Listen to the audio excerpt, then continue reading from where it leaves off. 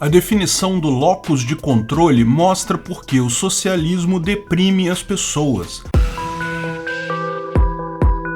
Esse é o Visão Libertária, sua fonte de informações descentralizadas e distribuídas. Eu sou extremamente cético com relação a cursos, livros e coisas de autoajuda ou motivacionais. Raramente se encontra algum conceito realmente útil ali. Mas eu encontrei um vídeo hoje cujo conceito central é interessante sim e pode ser aplicado diretamente à dicotomia socialismo-libertarianismo. O link do vídeo vai estar na descrição aqui e eu vou detalhar o conceito. Um estudo foi conduzido em 1996 na Universidade de Colômbia pela professora Cláudia Miller, com um grande grupo de crianças na faixa dos 10 aos 12 anos. O objetivo era identificar estímulos em crianças para os estudos, mas os resultados mostraram uma verdade fundamental que, até pela lógica, tem consequências na política e na visão de mundo de qualquer pessoa. A experiência funcionava assim. Numa primeira etapa, as crianças deveriam resolver alguns quebra-cabeças lógicos muito avançados para a idade delas. Nenhuma conseguia realmente resolver o quebra-cabeça, mas todas recebiam a sua avaliação individualmente e, independente do quanto conseguiram resolver do problema em questão, elas eram elogiadas e recebiam nota A+, ou nota 10, dizendo que o desempenho dela tinha sido muito melhor do que o resto da turma. Elogios, principalmente em crianças, têm um efeito benéfico que já é conhecido, mas a experiência em si vinha da explicação do elogio. A metade das crianças era dito que elas tinham ido bem, muito melhor do que o resto da turma, porque elas eram inteligentes. Vamos chamar esse grupo, para simplificação, de crianças inteligentes, embora, lembre-se, isso se refere apenas ao tipo de elogio feito, não à capacidade da criança de verdade. A outra metade era dito que elas tinham ido bem melhor do que o resto da turma, porque haviam se esforçado muito mais. Vamos também, por simplificação, chamar esse grupo de crianças esforçadas, embora, novamente, lembre-se, isso não diz nada sobre a criança em si, apenas o elogio que ela recebeu. Depois disso, todas as crianças eram levadas para uma outra parte do teste, em que eram apresentados diversos tipos de quebra-cabeças, alguns mais simples, outros um pouco mais complexos e outros bem complexos mesmo, mas todos dentro da capacidade da criança de resolver, diferente daquele primeiro. E a atividade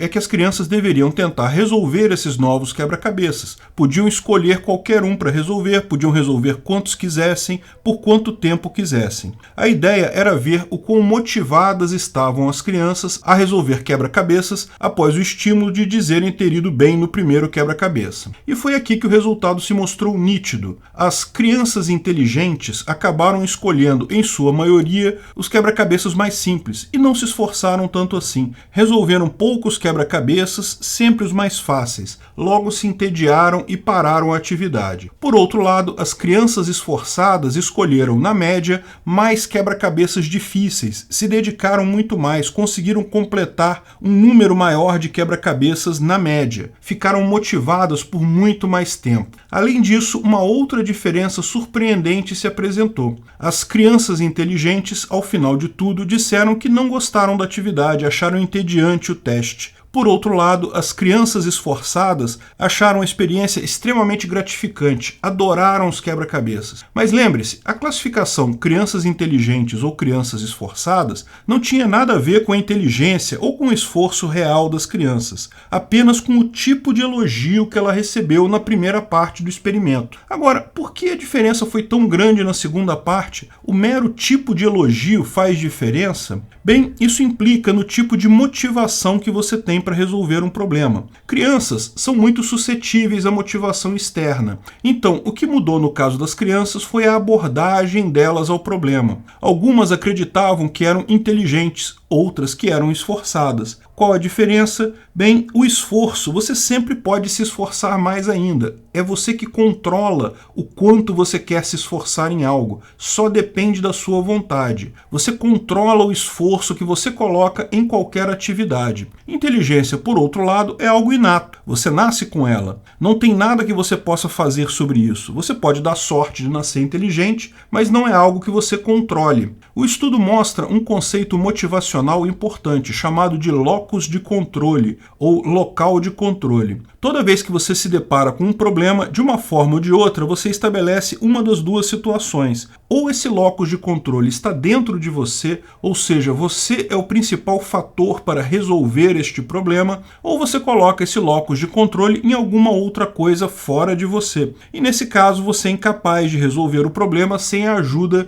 deste fator externo. Vai sempre depender desse outro fator para que o problema seja resolvido. A verdade é que na vida, os problemas que um adulto enfrenta são múltiplos e muito mais complicados do que quebra-cabeças de crianças. E muitos, de fato, dependem de fatores externos. Não há nada que possa ser feito quanto a isso. Existe até a chamada oração da serenidade, criada pelo pastor Reinhold Niebuhr, que você deve conhecer ela ou alguma variação dela. Dai-me a serenidade para aceitar as coisas que eu não posso mudar, coragem para mudar as coisas que eu posso e sabedoria para que eu saiba a diferença entre elas. O locus é justamente a sabedoria de saber a diferença entre as coisas que dependem de você para serem resolvidas e as coisas que não dependem. O problema, em última análise, é que muita gente subestima a sua capacidade de resolver problemas com o próprio esforço, acaba vendo o mundo como um conjunto de fatores externos que são impossíveis de serem alterados. E isso leva a menor motivação e o que leva a uma vida mais triste, como determinado na experiência. Ou seja, quanto mais você entende problemas da vida como algo que depende,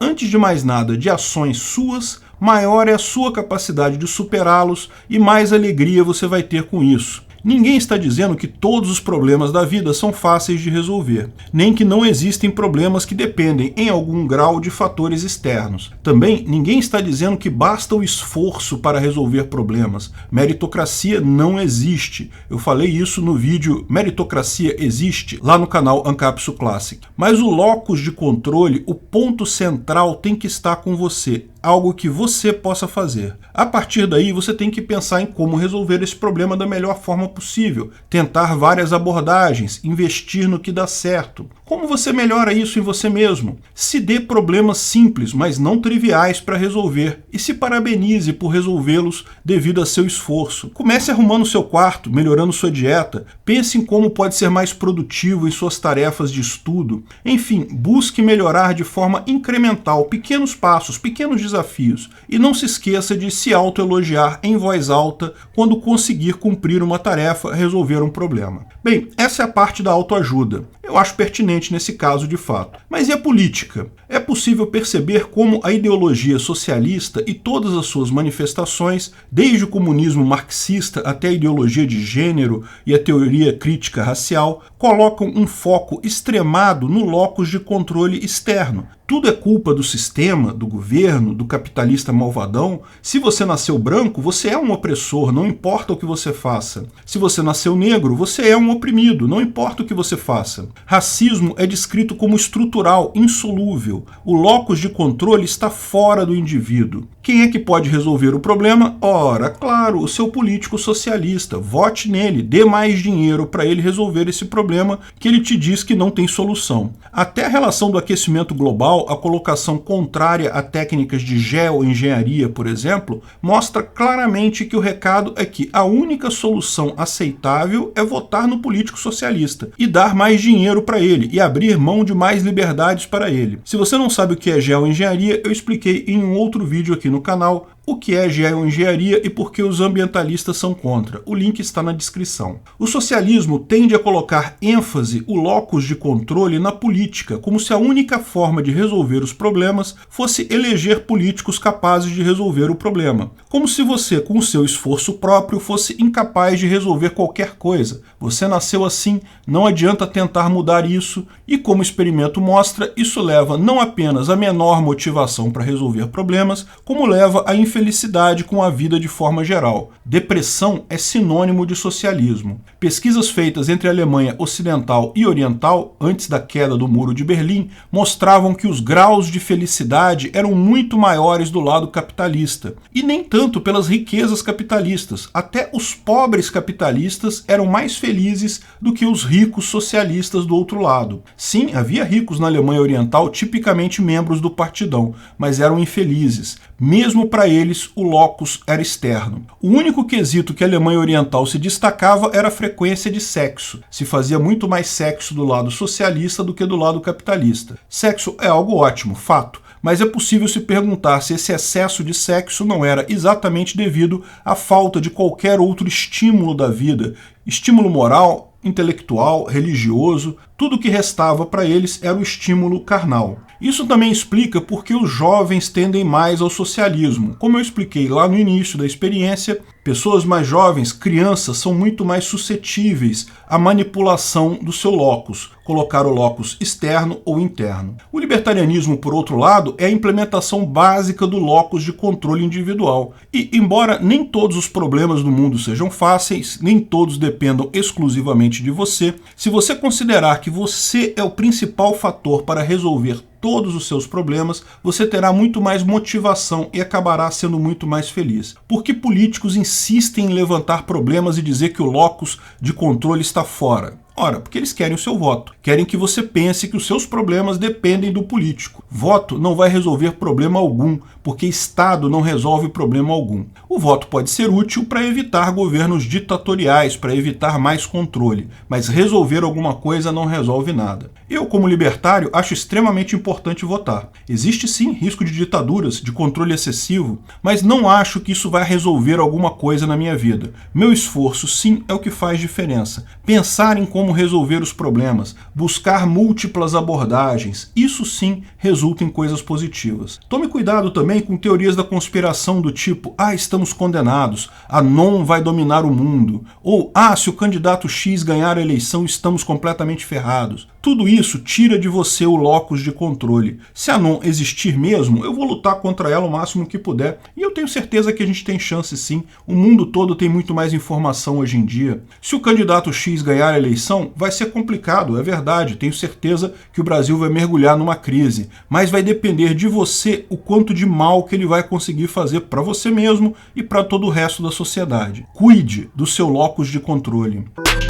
Obrigado pela audiência. Esse vídeo foi um oferecimento de armataweb.com, cloud e serviços de data center, 100% de compromisso com a satisfação e privacidade dos clientes. Aceitamos Bitcoin, veja o link na descrição do vídeo. Se você gostou desse vídeo, clique no like e compartilhe ele em suas redes sociais. Se inscreva no canal para nos ajudar, clicando no botão vermelho abaixo. Se quiser ser avisado de novos vídeos, clique no sininho ao lado. Se você quiser comprar camisas e outros itens do Visão Libertária, veja nossos itens no site Pimenta no Café, pimentanocafé.com.br/Visão Libertária, tudo junto sem acento, ou clique no link da descrição. Até a próxima!